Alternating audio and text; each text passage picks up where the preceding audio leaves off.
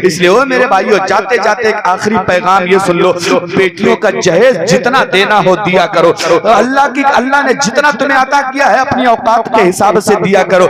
लेकिन आजकल मामला एक बड़ा अजीब हो गया है कारी साहब के बिला। एक बाराती का टेंट अलग लगता है, घरातियों का टेंट अलग लगता है, औरतों का टेंट अलग लगता है, और एक टेंट लगाया जाता है जिसमें जहेज सजाया जाता है। फ्रिज है, कूलर है, वॉशिंग मशीन है, डबल बेड है, अलमारी है, गाड़ी है, कपड़े हैं, लत्ते हैं, बर्तन है, देग है, भगोना है, सारा कुछ सजा दिया जाता है। क्यों सजाया जाता है? ताकि दुनिया देखे कि हमने इतना जहेज दिया है। यार मेरे भाई, दुनिया को दिखा तो रहे हो, लेकिन तुम्हें यह पता नहीं है तुमने अपना जहेज सजा के गरीबों का दिल दुखाया है। तुमने अपना जहेज सजा के गरीबों के दिल पे तुमने तमाचा मारा है। आप कहेंगे हजरत जहेज मेरा है, तमाचा कैसे मारा गया? मैंने कहा सुनो, तुमने टेंट में अपना जहेज लगाया है, तुमने गाड़ी रखी है, fridge, cooler, washing machine, double bed, अलमारी, सारी चीजें रखी हैं।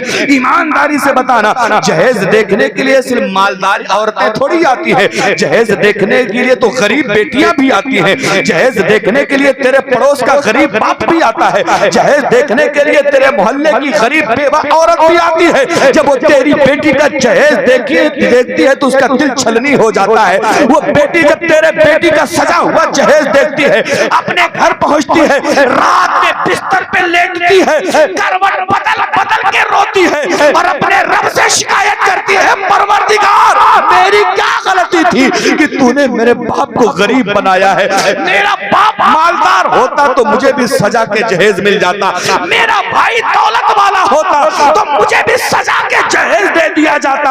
इस बंदे ने जहेज सजा के मेरा दिल दुखाया है। और अल्लाह के नबी फरमाते हैं, मन अज़ल मोमिन फकत अज़ानी व मन अज़ानी फकत अज़ल्लाह। जिसने किसी मोमिन को तकलीफ पहुंचाई, मुस्तफा फरमाते हैं, उसने मुझे तकलीफ पहुंचाई, और जिसने मुझे तकलीफ पहुंचाई उसने खुदा को तकलीफ पहुंचाई। तुमने एक गरीब औरत का दिल दुखाया है, तुमने एक बेवा का दिल दुखाया है, तुमने एक गरीब बाप के चेहरे पे तमाचा मारा है। इसलिए ओ लड़की के बाप लोगों, अल्लाह ने तुम्हें दौलत दिया है, जहेज को 1-2 दिन पहले भेज दिया करो। दिखाने की जरूरत क्या है? देने वाला जाने क्या दे रहा है, लेने वाला जाने क्या ले रहा है। तीसरे को देने की जरूरत क्या है? तीसरे को दिखाने की जरूरत क्या है? और सुनो सुनो, जहेज दिया करो तो सजा के मत दिया करो, जहेज दिया करो तो टेंट लगा के मत दिया करो। इससे बहुतों का दिल नाराज हो जाता है। ये दिखावा है, दिखावा, ये रियाकारी है जो अल्लाह को बहुत नापसंद है। इसलिए ओ मेरे भाइयों, दुआ करें कि अल्लाह ताला इस शादी में बरकतें अता फरमा दे, इनसे आने वाली नस्लों को मैदान जिहाद का गाजी बना दे, खाने काबा का हाजी बना दे, और इनकी आने वाली नस्लों को मस्जिदों का पंजवक्ता नमाजी बना दे। इसलिए ओ मेरे भाइयों, ये शादी की महफिल है। कल जिस बेटी को जाना है उसको सब्र सिखाइए और बेटियों को पहले से तैयार कीजिए। माँ सबसे बड़ी मुदर्रिस है अपनी बेटी के लिए, क्योंकि माँ हर उस दौर से गुजर के आई है जिससे अब उसकी बेटी गुजरने जा रही है। इसलिए माँ को चाहिए कि आने वाले खतरे से पहले से आगाह करे, आने वाले खतरे से पहले से निपटने की सलाह दे दे। और अगर बेटियां सब्र करना सीख ले, सब्र करना सीख ले, तो इससे अच्छा और कुछ नहीं हो सकता। मैं नबी के नात के 2 शेर पैसे की खातिर नहीं, आप ये मत समझना कि नात इसलिए पढ़ रहे हैं ताकि यार अल्लाह ने इस लायक बनाया मुझे ना, मैं घर का बहुत ठीक ठाक मौलवी हूँ, समझ रहे हैं ना। पैसों की खातिर नहीं, इन्हीं नबी की नातों ने मुझे मदीना शरीफ पहुंचाया था। नबी की नातों की बरकत से सरकार ने मुझ जैसे कमीने बंदे पर इतना एहसान किया कि अपने दर पे बुला के मुझे नवाजा था। अपने उसी नबी का एक अदना उम्मती होने के नाते 2-3 शेर नबी की नात के पढ़ता, मुलाहिजा फरमाए, जरा एक बार जोर से कह दे सुभान अल्लाह। गर नबी की सीरत का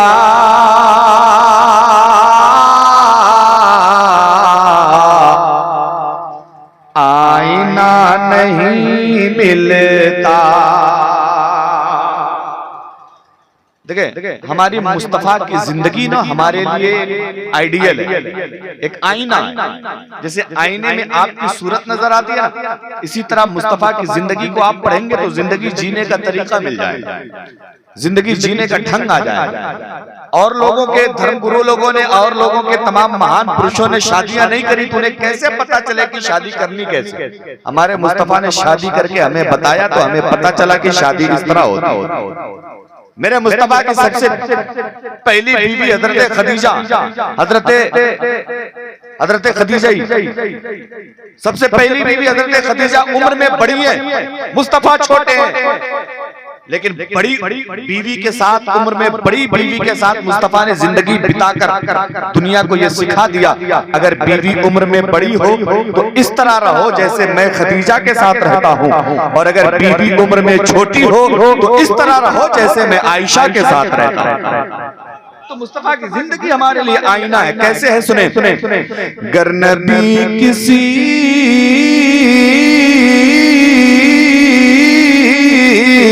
का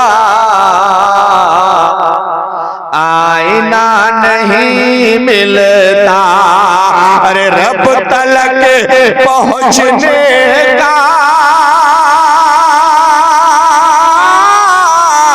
रब तलक पहुंचने का, रब तलक पहुंचने का रास्ता नहीं मिलता,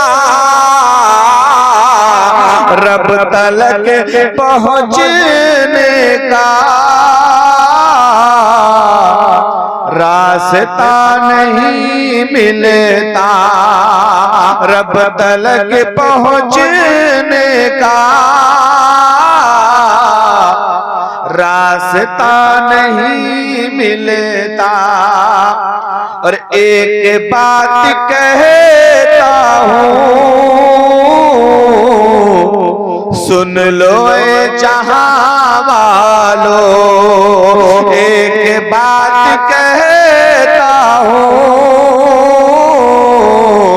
सुन लो ए जहां वालो, अरे घर नबी नहीं होते,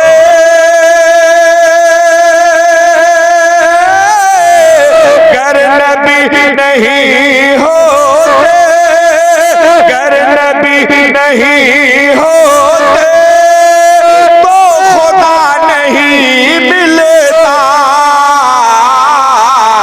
घर नबी नहीं होते तो खुदा नहीं मिलता, घर नबी नहीं होते तो खुदा नहीं मिलता। और आखिरी शेर, आपने दुनिया में पानी बहुत पिया है, घर पे है तो घर का पानी, रिश्तेदारी में चले गए तो वहां का पानी, होटल पे चले गए तो होटल का पानी, बंबई सऊदी दुबई चले गए तो वहां का पानी। लेकिन अल्लाह ने दुनिया में एक ऐसा पानी बनाया ना कि अगर प्यासा पी ले तो प्यास बुझ जाती है, और भूख वाला पी ले तो उसकी भूख मिट जाती है। ऐसा पानी, कौन सा पानी सुने, नील अलकमा दजला गंगा जमुना या सरजू, ये नदियों के नाम है, सुने नील अलकमा दजला गंगा जमुना या सरजू, अरे हर नदी में ज़म-ज़म का,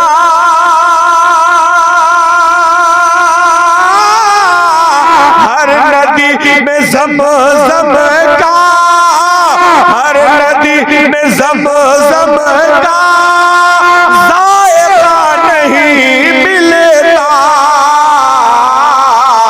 हर नदी में ज़म-ज़म का ज़ायक़ा नहीं मिलता, हर नदी में ज़म-ज़म का ज़ायक़ा नहीं मिलता, गर नबी की सीरत का आईना नहीं मिले दरूद पाक पढ़ लीजिए। अल्लाहुम्मा सल्ली अला सय्यदना मौलाना मोहम्मद बारिक वसल्लम सल्लल्लाहु व सल्लम अलैहि या रसूलुल्लाह। दोस्तों थोड़ी सी तवज्जो करना, एक बेटी की शादी है, एक बेटी कल इस अपने घर को खैराबाद कह के दूसरा घर बसाएगी। थोड़ा इको कम कर दे भैया, हल्का सा। एक बेटी कल अपने बाप को छोड़ेगी, अपने भाई को छोड़ेगी, अपनी बहन को छोड़ेगी, अपने रातेदारों को छोड़ेगी, रिश्तेदारों को छोड़ेगी, अपनी चहेती माँ को छोड़ेगी और दूसरे घर चली जाएगी। आपको क्या लगता है बेटियों को विदा करना इतना आसान काम है? आपको कैसा लगता है बेटियों को अपने नजरों के सामने उसका हाथ दूसरे के हाथ में पकड़ा देना ये कोई मामूली काम है? अल्लाह की कसम खा के कहता हूँ, बेटियों का हाथ एक दूसरे हाथ में देना ये जिगर वालों का काम है। बेटी का हाथ एक दूसरे हाथ में थमाना ये दिल वालों का काम है। और अल्लाह बेटियां देता ही उन्हीं को है जिनको अल्लाह अच्छा दिल अता फरमाता है। अल्लाह बेटियां देता उन्हीं को है जो बेटियों की इज्जत करना जानते हैं। अल्लाह बेटियां किस्मत वालों को देता है। यारा मेरे भाई, बेटियां हैं, बेटियां ये किस्मत वालों को अल्लाह देता फरमाता है। तभी तो मुस्तफा जाने रहमत फरमाते हैं, अगर बेटा पैदा हो तो वो अल्लाह की नेमत हुआ करता है, और बेटी पैदा हो तो खुदा की रहमत हुआ करती है। बेटी अल्लाह की रहमत है, बेटी खुदा की रहमत है। बेटी हमारे घरों में बरकत लाने का सामान है। बेटी हमारे घरों में रोशनी पैदा करने का सामान है। बेटी इस दुनिया को चलाने का सबसे बड़ा जरिया है। बेटी इस दुनिया की बका के लिए सबसे ज्यादा जरूरी सरमाया है। इसलिए हमें बेटियों की हिफाजत करना चाहिए। कल हो के जब ये बेटी इस घर से निकल के दूसरे के घर जाएगी, वो बाप जो हमेशा मजबूती से हर काम करता है, वो बाप जिसका दिल पत्थर सा होता है, जो मजदूरी करता है आंख में आंसू नहीं आते, जो दिहाड़ी करता है आंख में आंसू नहीं आते, जो बच्चों की परवरिश के लिए दिन भर दूसरे के खेत में फावड़ा चलाता है लेकिन आंख में आंसू नहीं है, कल जब बेटी को विदा करेगा, बाप किनारे खड़ा होकर रो रहा है, भाई किनारे खड़ा होकर रो रहा है। वो माँ के जिगर से पूछो जरा, जिस माँ ने 15 साल तक बेटी को पाला है, उस माँ के जिगर से पूछो जरा, जिस माँ ने 18 साल तक बेटी की परवरिश करी है। कल जब बेटी की डोली सजेगी, कल जब बेटी के गले में बेटी के गले में शादी का सेहरा पहनाया जाएगा, माँ किनारे खड़े होकर दुपट्टे से आंसू पोंछेगी। वो भाई जो रोज अपनी बहन से बात बात पे लड़ता था, वो भाई जो रोज अपनी बहन से झगड़ा करता था, कल जब भाई के सामने उसके बहन की डोली उठेगी, किनारे खड़ा होकर सिसकी ले लेके रोएगा, किनारे खड़ा होकर आंखों के आंसू छुपा छुपा के रोएगा। यार बेटी वालों, अल्लाह तुम्हें जिगर देता है, ये जिगर की बात है। अल्लाह की कसम खा के कहता हूँ, बेटियां दुनिया में बहुत अजीम बनाई गई है, बेटियां दुनिया में बहुत ताकतवर बनाई गई है। अगर बेटियां बुरी होती, अल्लाह अपने नबी को 4-4 बेटी कभी नहीं अता फरमाता। अगर बेटियां खराब होती तो अल्लाह अपने नबी को बेटी कभी नहीं देता। लेकिन मेरे रब ने अपने नबी को 4 बेटियां देके दुनिया को ये बता दिया है, और दुनिया वालों याद रखना, अगर बेटों की पैदाइश पे खुश हुआ करो तो बेटियों की पैदाइश पे और खुश हो जाया करो। इसलिए अल्लाह तौफीक देगा तो बेटे पूरी जिंदगी तेरे साथ रहेंगे। अल्लाह उम्र देगा तो बेटे हमेशा तेरे साथ रहेंगे। लेकिन बेटियां तो 15 साल की मेहमान है, बेटियां तो 18 साल की मेहमान है, बेटियां तो 20 साल की मेहमान है। आज है कल चली जाएंगी, आज है कल तेरा घर छोड़ देंगे, आज है कल तुझे अलविदा कह के चली जाएंगी। इसलिए बेटियों की कदर करना सीखो, बेटियों से प्यार करना सीखो, बेटियों से मोहब्बत करना सीखो, बेटियों की जायज फरमाइशों को पूरा किया करो, बेटियों के रहन सहन का इंतजाम अच्छा किया करो, बेटियों को पहनाने के लिए इस्लामी तरीके के कपड़े अच्छे पहनाया करो। और सुनो सुनो, बेटियों को दीन जरूर पढ़ाया करो, बेटियों को शरीयत जरूर सिखाया करो। और मेरे भाइयों, बेटियों को शादी करने से पहले उन्हें सब्र का तरीका बताया करो, बेटियों को सब्र सिखाया करो। इसलिए कि जिस घर में वो जा रही है वहां उसकी माँ नहीं है कि माफी मिल जाएगी, जिस घर में जा रही है वहां बाप नहीं है की माफी मिल जाएगी। जिस घर में जा रही है वहां उसकी बहन नहीं है कि बहन को माफ कर देगी, वहां तो हर आदमी ऐसा है जो उसकी एक्टिविटी पे नजरें रखेगा, हर आदमी ऐसा है जो दुल्हन कर क्या रही है ये देखने पे तुला रहेगा। उसकी बेटियों में 1000 खामियां मौजूद हो, लेकिन बेटी की खामी नजर नहीं आती। लेकिन जिस दिन बहू घर में आ जाती है उसको 1000 कमी नजर आने लगती है, 1000 खामियां नजर आने लगती है। इसलिए ओ मेरे भाइयों, बेटियों को विदा करने से पहले सब्र सिखाया करो, और सब्र सिखाया करो। जो बंदा हर हाल में सब्र करना सीख लेता है, कुरान उसको मुस्ता सुनाता है, इन्नल्लाह मा'अस-साबिरीन, सब्र करना तेरा काम है, तेरा साथ देना रब्बे काबा का काम है।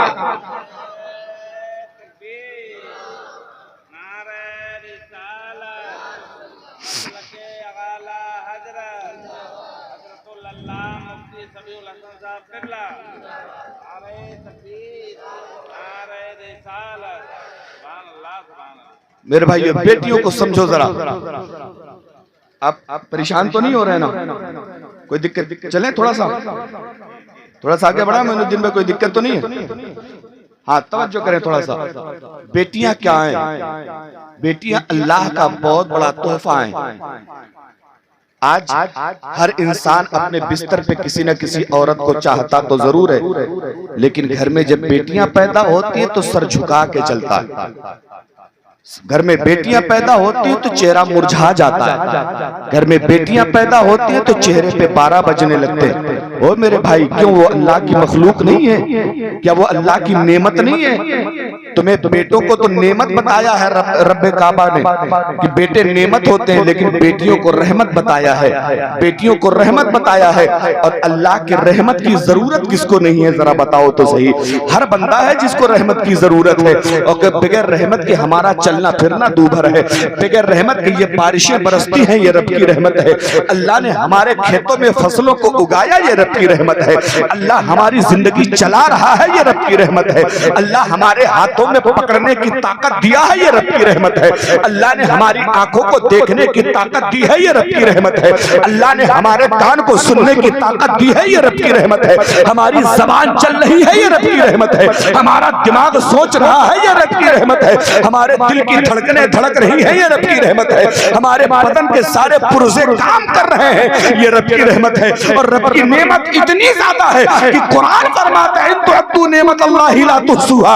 अगर तुम अल्लाह की नेमतों को गिनना चाहोगे तो तुम्हारे बस की बात नहीं है, तुम गिन नहीं सकते हो। हमारा चलना रब की रहमत है, हमारा सोना रब की रहमत है। एक छोटी सी मिसाल बताओ, ये हमारी आंख की जो पलक है ना, पलक, इसको कोई खतरा महसूस होता है फौरन बंद हो जाती है। ईमानदारी से बताना, क्या कोई सेंसर लगा हुआ है? क्या कोई बैटरी लगी हुई है? क्या कोई चार्जर लगा हुआ है? आखिर जरूरत क्या है? लेकिन अल्लाह ने सिस्टम ऐसा बनाया है, खतरा आता बाद में है, पलक पहले बंद हो जाती है। यार रब की कौन कौन सी नेमत को झुटलाओगे? तभी तो कुरान में अल्लाह फरमाता है, फबिअय्यि आलाई रब्बिकुमा तुकज़्ज़िबान। ओ दुनिया वालों, बताओ जरा, तुम रब की कौन कौन सी नेमतों को झुटलाते फिरो? आपको एक बात बताइए, हमारा आपका घुटना है, जरा बूढ़े लोगों से पूछो, जब घुटने का लबाब कम हो जाता है ना तो घुटने में चट चट की आवाज आती है, दर्द होता है। दुनिया के हर डॉक्टर को दिखा दो, लेकिन उस डॉक्टर में इतनी ताकत नहीं है वो लबाब ताजा पैदा कर दे। इंजेक्शन लगा के दर्द वगैरह कम कर देते हैं डॉक्टर लोग, लेकिन कोई बहुत कंप्लीट इलाज घुटने दर्द का नहीं है। दर्द होता रहता है, दवा खाता रहता है, बंदा चलता रहता है। लेकिन ईमानदारी से बताओ, ये तुम्हारी पलकों में जो नमी है ना, नमी भाई, कोई चीज फिसलेगी तब जब अंदर से चिकनाई होगी। हमारी आंखों के अंदर जो चिकनाई है, जिसपे हमारी पलकें बार बार फिसल रही हैं, बंद हो रही है, ये चिकनाई अगर तुम दुनिया में खरीदने चले जाओ तो अल्लाह की कसम खा के कहता हूं, दुनिया का कोई डॉक्टर ये चिकनाई तुम्हारी वापस नहीं कर सकता। सोच के तो देखो जरा, ये हमारा दिल धड़क रहा है ना, ये धड़कन जब किसी को दिल का दौरा पड़ता है, अटैक आता है, हम लखनऊ लेके मरीज को जाते हैं ना, तो डॉक्टर पहले सिग्नेचर करवा लेता है कि मरीज मरेगा कि जिएगा, हमारी कोई गारंटी नहीं है। लिखो यहाँ, दस्तखत करो तुम्हारे मरीज के बारे में। हमारी कोई गारंटी नहीं, रुपया 5 लाख पहले जमा कर दो तब डॉक्टर हाथ लगाता है। ईमानदारी से बताना मेरे सर्रा के भाइयों, अल्लाह ने तुमसे 1 रुपया मांगा, तुम्हारा दिल बचपने से अभी तक धड़का रहा है। बोलो जरा, कभी उसने तुमसे 1 भी रुपया मांगा कि मुझे रुपया दे दो तब मैं तुम्हारा दिल धड़काऊंगा? नहीं मांगा अल्लाह ने।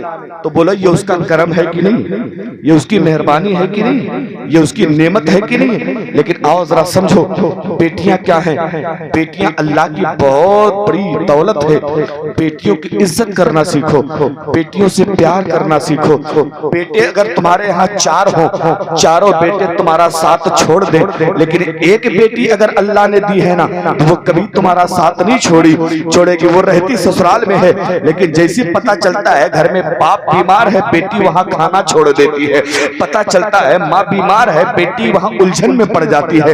यार लाख जतन करके वो बाप की तबीयत देखने चली जाती है, बाप की खैरियत मालूम करने चली जाती है, बाप का हाल चाल पूछने के लिए चली जाती है। इसीलिए मेरे मुस्तफा अपनी बेटियों से बड़ा प्यार करते थे, बेटियों से बड़ी मोहब्बत करते थे। और सुनो सुनो, बेटियों को ऐसा वैसा मत समझो। दुनिया में हमारा आपका मामला ये है, हमारे घर पे बेटे ना पैदा हो तो हमारा नस्ब खत्म हो जाता है।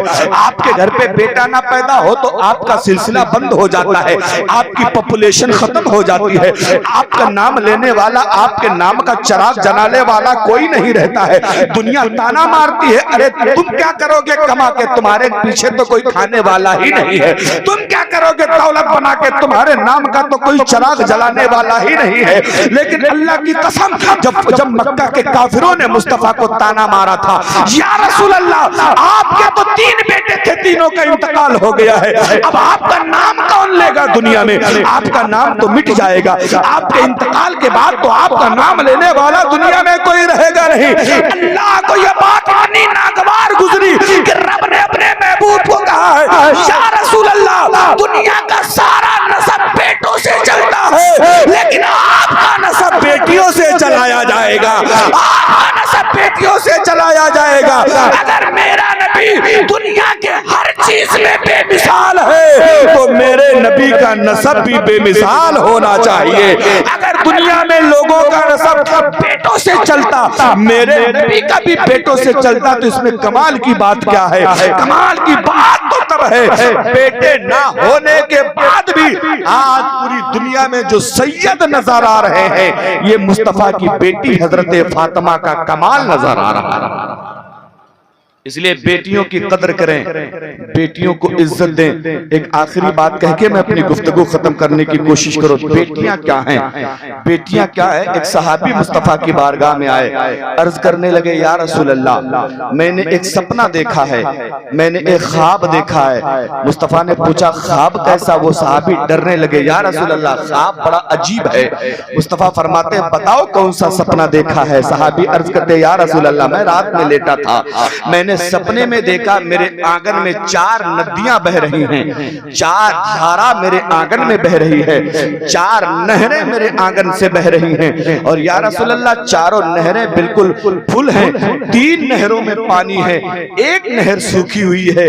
4 नहरें बह रही हैं लेकिन 1 में पानी नहीं है, 3 में पूरा पानी भरा हुआ है। या रसूल अल्लाह मैं समझ नहीं पा रहा हूँ आखिर ये 1 नहर सूखी क्यों है? चारों में पानी होता तो समझ में आ जाता, या सारी सूखी होती तो समझ में आ जाता, लेकिन या रसूल अल्लाह 3 में पानी है, 1 सूखी। मुस्तफा मुस्कुराने लगे, मुस्कुरा के फरमाते अच्छा बताओ अल्लाह ने तुम्हें बेटियां कितनी दी हैं? वो कहने लगा, या रसूल अल्लाह अल्लाह ने हमें 4 बेटियां दी हैं। मुस्तफा फरमाते अच्छा बताओ शादी कितने की हो गई है? वो बंदा कहता या रसूल अल्लाह 3 बेटियां घर में है, 1 की मैंने शादी कर दी है। अब मुस्तफा फरमाते हैं मेरे सहाबी सुनो सुनो, जो 3 बेटियां तुम्हारे घर में मौजूद हैं, उन्हीं के नाम की 3 रहमत की नहर तेरे घर में बह रही है, उन्हीं के नाम की रहमत की नहर तेरे घर में बह रही है। और जो 1 नहर सूख गई है वो इसलिए सूखी है, अब वो रहमत की नहर तेरे घर में नहीं, तेरी बेटी की ससुराल में बह रही है, इसलिए उसका पानी यहाँ सूखा नजर आ रहा है।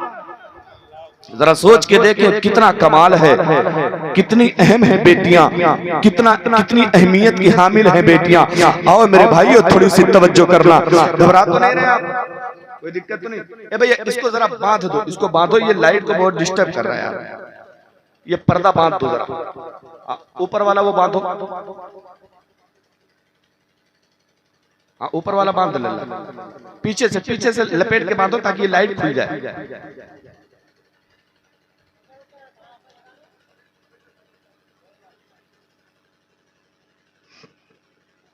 हाँ इधर ही करते हैं, सही बात है।